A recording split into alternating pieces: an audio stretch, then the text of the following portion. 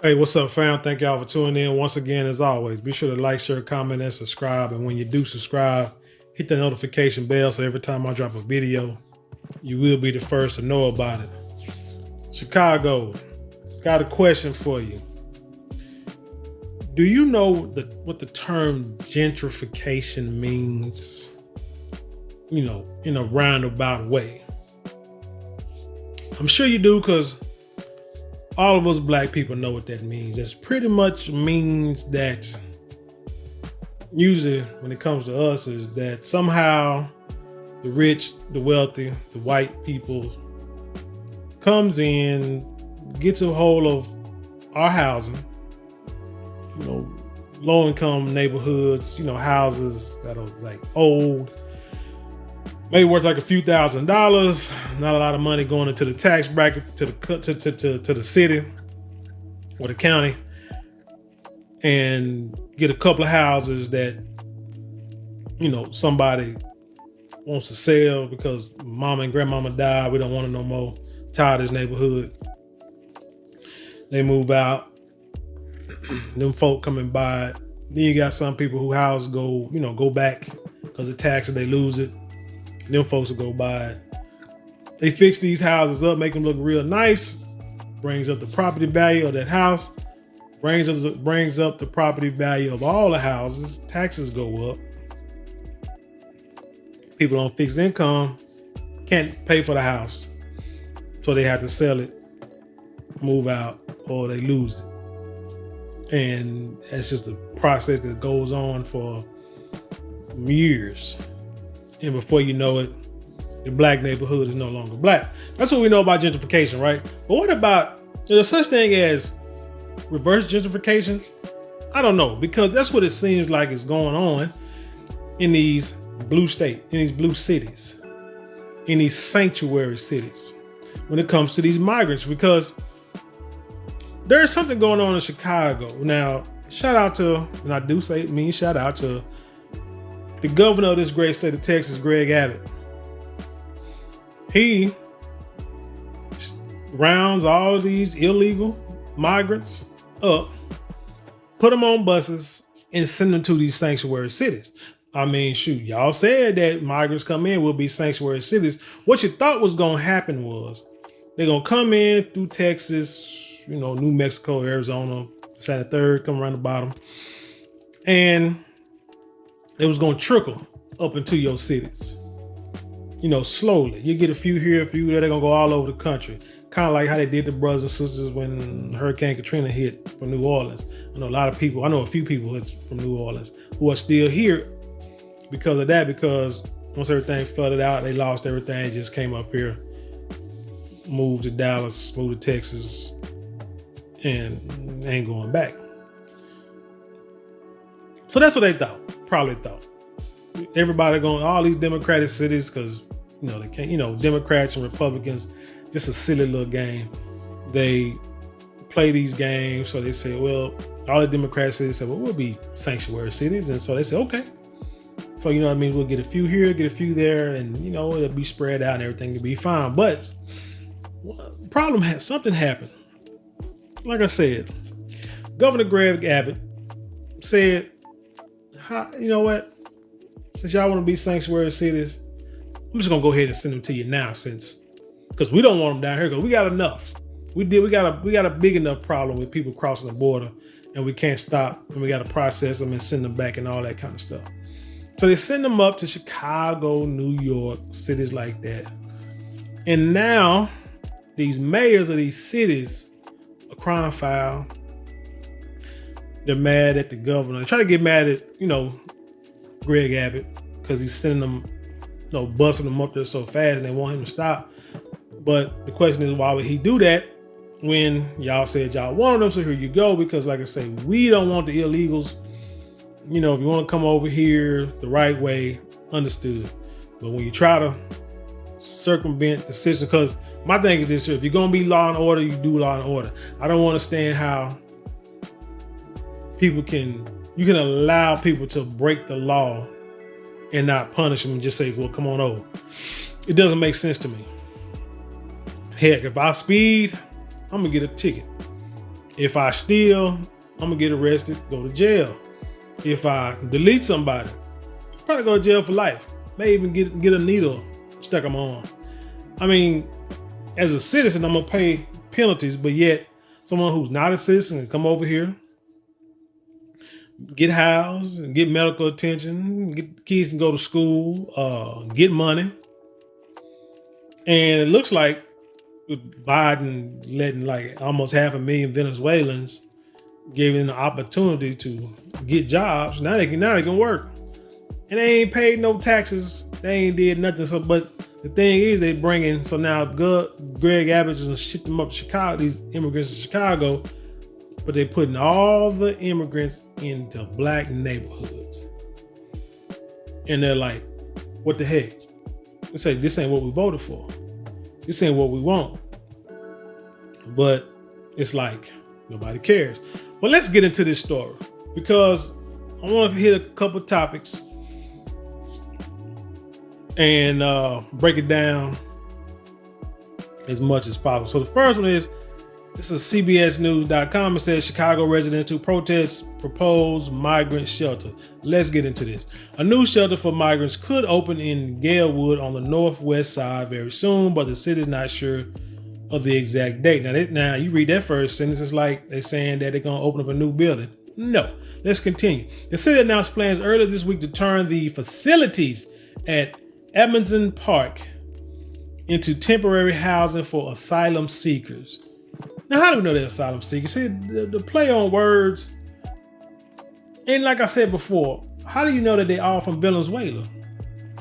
They can just say that, give you some kind of bullcorn ID and say they're from Venezuela and you got to accept it. You know, I think the government bit off more than they can chew. During a community meeting on Tuesday, neighbors expressed frustration over the plan and said that the facilities will no longer host senior events and after school activities. So here's the problem. You see these stories that you plaster all over the news nationwide, worldwide, about how bad Chicago is. The crime, the youth, the gangs, the deletions, all the stuff that these kids are doing, and it won't stop. But you have a center that hosts senior events and after school activities for kids, and you want to take that away because of what? For some people, human beings, yes, I understand, who are not citizens of your country. You're putting the needs or the wants of outsiders ahead of your own people. It's like living in a house. You got wife, husband, kids, maybe grandkids living in your house. But it could be somebody homeless outside and you could be barely making it. You know, barely can take care of your own people. But then you got some, let's say, homeless people. You see somebody walking down the street who look homeless. You know where he from, what's his backstory.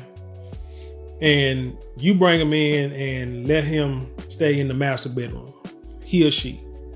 And he brings his whole family. They stay in the master bedroom while y'all stay, you know, in the kids' room or even go to the garage. Not saying you can't help them people, because like to me, because you could put them in your garage. You know, change the locks, make sure they, you know, put like a door. Maybe you get it, you know, fixed up to where turn it into a room. And they can only go in and out that room there. I mean, I could, you know, if need be, yeah. But you give up everything, and then they got access to your refrigerator. They don't buy no food. They got access to your water. They ain't paying no water bill. Watch TV. They can take over the TV, living room, all that kind of stuff. And your people just sitting there, like sitting over here in the corner, wondering like, what the hell is going on? Why? You know, we need some help. I mean, what you gonna do about the people that can't stay here forever? Well, I don't know how long they're gonna stay here, because you know we got to bring them in. Can't leave them out there. They seeking asylum. They running from something. How you know? How you know where they from? Because they told you? Anyway, it's that one thing that we're most concerned about is our children, our black children, the football, the soccer, and all the things that they do, and trying to be constructive citizens. And now they're going to take this beautiful part, and give it to migrants, said residents Brooksy Cribs. Don't get me wrong, I understand the situation, but that's not on us. No, you don't understand the situation. You don't understand the situation because nobody told you what the real situation is. And this is what I mean by reverse gentrification.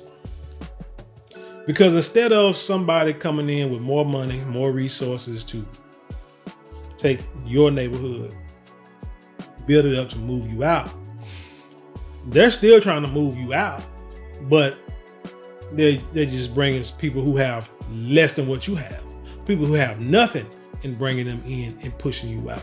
Why would somebody do that?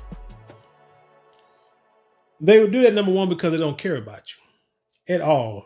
As a people, as a citizen, no matter what, they don't care about you. Now, why don't they care about you? Because as people have been saying for the longest, if they can replace you, they would. Because you cause a lot of problems. You complain a lot. You holler about reparations. They ain't trying to do that. So what they gonna do is they need to get us up out of there. And what they're gonna do is they bring it in. So they figure they're gonna bring in people from other countries. You see, this is one reason why I want y'all to hear me now. The whole voter registration things was pushed so much by the Democratic Party and this voter ID stuff. And they try to say that black people don't have IDs. Don't know how to get an ID, don't know where to get one. Too dumb to get an ID card. So instead of spending money, millions, money like you send to Ukraine, instead of spending like few $1 million to find black people who don't have IDs and getting it to them, I'm quite sure you could get buses, because hell, Greg Abbott got buses enough to send tens of thousands of migrants to your city. So instead of like getting buses, gathering up black people who too dumb to get IDs, the way y'all make it seem, and it's taking them down to the ID place, taking their picture, get the IDs, having it sent to them so they can have IDs to vote. You just want to just say, hey, we're just too dumb, ain't got no money, got no transportation, gonna get IDs. Which is funny because in order to do pretty much anything in this country, you have to have an ID. Buy a car, buy liquor, buy cigarettes, what else? Make big purchases, get credit, buy tickets to like plane tickets, bus tickets. You have to have, you go on these cruises that sisters love to do. You have to have some form of ID. But yeah, for some reason, when it comes to voting, you too dumb to get it. We too dumb to get an ID. And then they say, well, you don't have enough polls. You're taking the polls away from black folks in the black areas, and so they have to go to other neighborhoods. We ain't got no way to do that. But yet,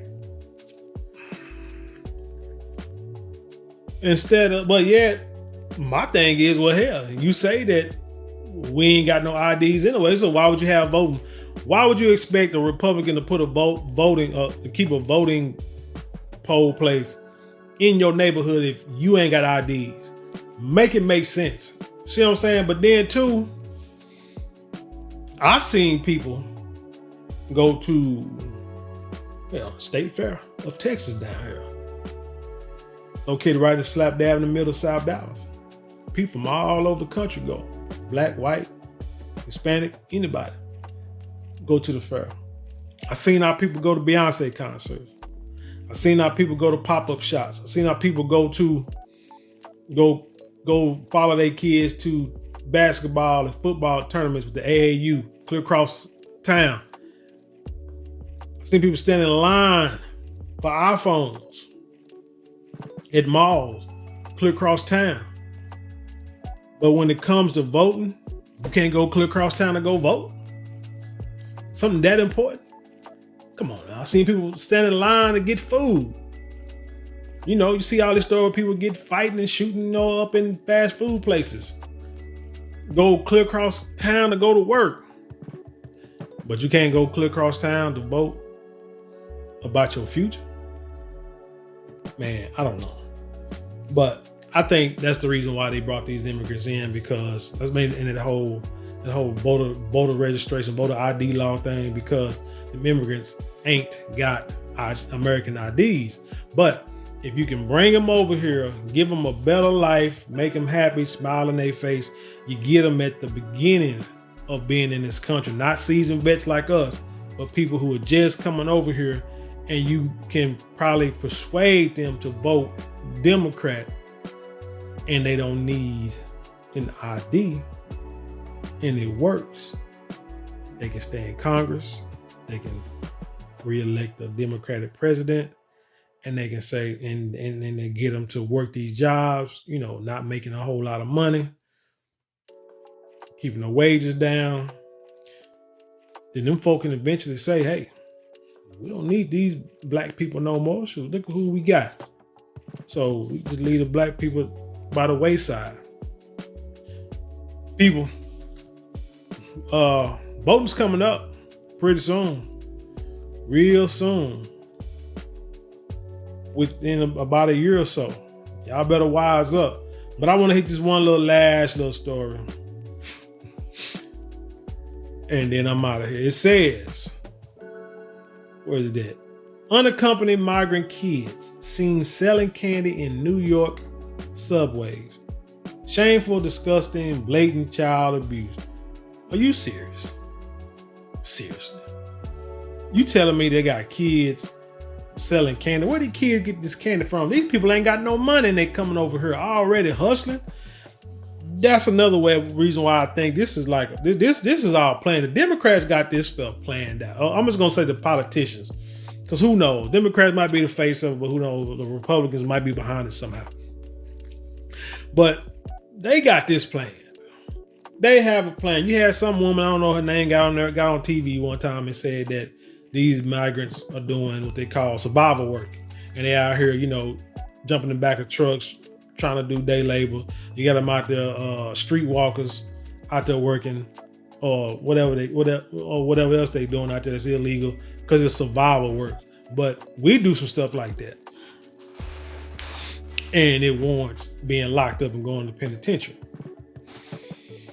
So now somehow you got kids, children. I'm looking at this picture. That girl can't be no more than 8, with a cell phone, with a freaking phone in her hand. And it looks like an iPhone.